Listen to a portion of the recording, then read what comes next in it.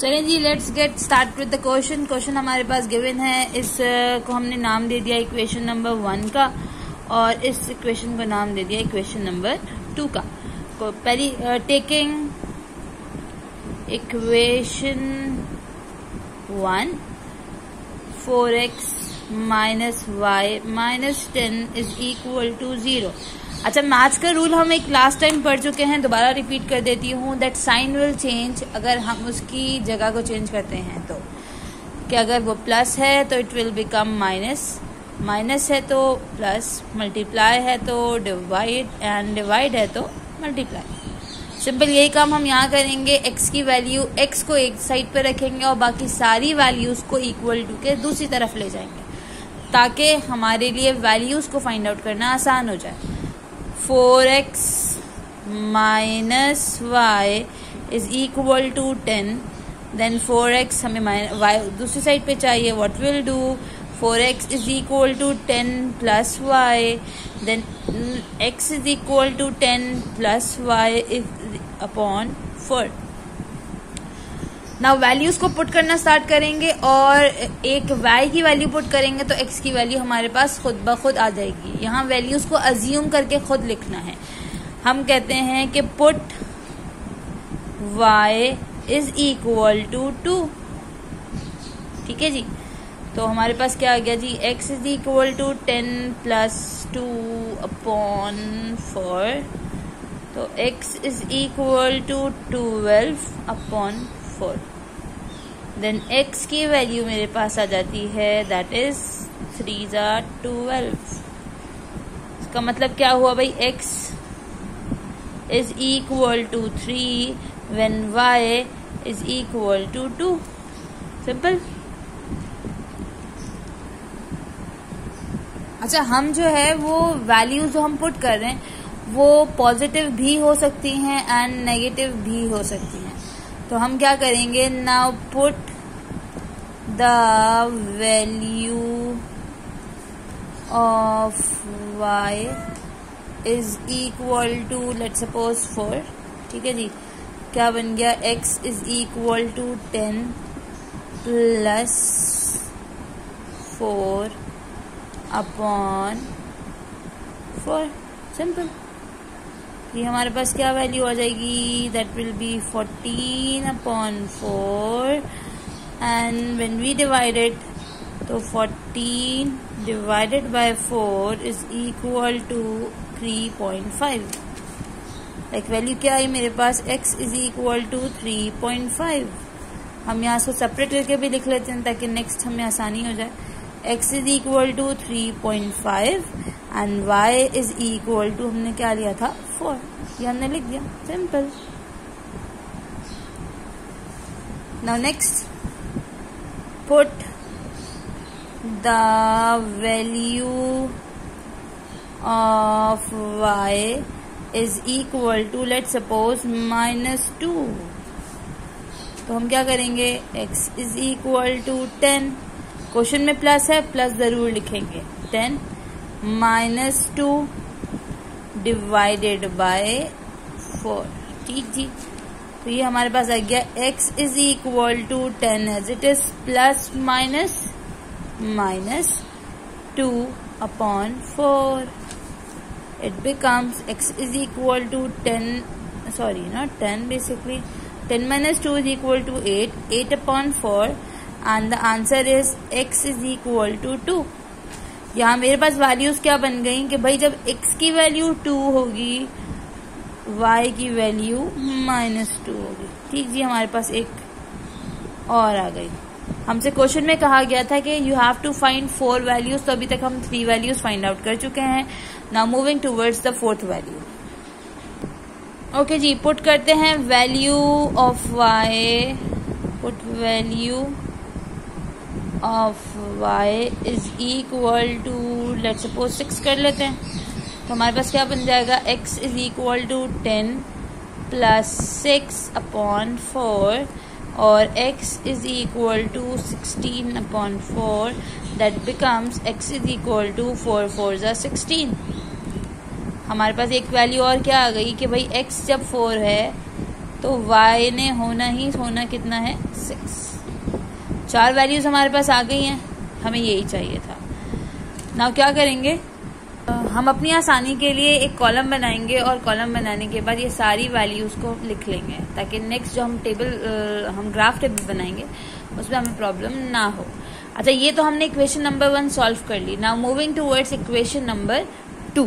जी, question हमारे पास है कि भाई 3x + 5y - 19, सेम जो इक्वेशन नंबर 1 में प्रोसीजर फॉलो किया था वही प्रोसीजर हम यहाँ फॉलो करेंगे। क्या हो जाएगा, ये 3x = 19 - 5y and x = 19 - 5y upon 3। Now taking the values or considering the values of y, और उन वैल्यूज को लिखते हुए हम x की वैल्यू फाइंड आउट कर लेंगे। Like put x not x, basically y. Put y is equal to, let's suppose 2। ठीक है जी, रख लेते हैं 2। That becomes x is equal to 19 - 5 and then 2 upon 3। Calculate कर लेते हैं। It becomes 19 - 10 upon 3। जब इसे माइनस करते हैं तो हमारे पास आंसर क्या आता है, 19 divided by 10, 19 - 10 is equal to 9। x is equal to 9 upon 3, then x is equal to 3 3s are 9। हमारे पास एक वैल्यूज आ गई and that value is x 3 and y हमारे पास है 2। ओके जी, इस तरह से पूरा इक्वेशन नंबर 2 हमारे पास सॉल्व हो जाएगी। ये मैंने आप लोगों के लिए सॉल्व कर दिया है और this will be the table. ठीक है, अब हम क्या करेंगे, हमारे पास इक्वेशन नंबर 1 भी सॉल्व हो गई है और इक्वेशन नंबर 2 भी सॉल्व हो गई। सिंपल काम अब हमने ये करना है कि हमने अब इसको ग्राफ पे प्लॉट करना है। Now let's move towards graph. Okay जी, ये आपका ग्राफ है और इस ग्राफ के अंदर बेसिकली 4 क्वाड्रेंट्स होते हैं जिन्हें हम नाम देते हैं +x, -x, +y and -y। ये 4 वैल्यूज हमारे पास, 4 क्वाड्रेंट्स हमारे पास मौजूद हैं। अब इनमें हम क्या करेंगे, नंबरिंग करेंगे, इसे डिवाइड करेंगे ताकि हम इजीली अपने ग्राफ को शो कर सकें। लाइक लेट्स सपोज यहाँ हम ये करते हैं कि भाई 2 small boxes is equal to 1। हमने क्या किया, हमने यहाँ लिखा 1, देन आफ्टर 2 2, 3, 4 एंड 5। ठीक है जी, नेक्स्ट इसी तरह से -y की तरफ भी हम आ जाते हैं। 2 1, then after 2 -2, then this -3, then -4 and simply goes on। इसका मतलब हुआ कि एक स्मॉल बॉक्स जो है वो 0.5 के इक्वल है और अगर हम 2 को कंबाइन करते हैं तो इट बिकम्स 0.1। ठीक है जी, इसी तरह से हम y को भी करेंगे और -y को भी कर लेंगे। ओके जी, वैल्यूज हमने पुट कर दी हैं और ये क्वेश्चन में जो हमने टेबल बनाया था इससे वैल्यूज को हम देखेंगे और ग्राफ में प्लॉट करते रहेंगे। हमसे उन्होंने कहा कि भाई x की वैल्यू 3 एंड y की value 2। Now moving towards the graph, then find out x की वैल्यू प्लस की 2 है तो this is your 2 and y पे आपकी जो प्लस क्या 3 इज x एंड y की वैल्यू आपके पास है 2। तो आपने यहाँ ये 2 के साथ इसको, ठीक है। नेक्स्ट वैल्यू आपके पास है 3.5 एंड सेकंड है 4। x 3.5, इफ दिस इज 3 और ये 4 तो इसके बीच में आपके पास वैल्यू आएगी, this will be your 3.5 and second value आपके पास है 4। अच्छा, इसी तरह से हम सारी वैल्यूज को देखते जाएंगे और अपने ग्राफ में प्लॉट कर देंगे। ये मैंने आपके लिए एक ग्राफ में प्लॉट कर दिए हैं।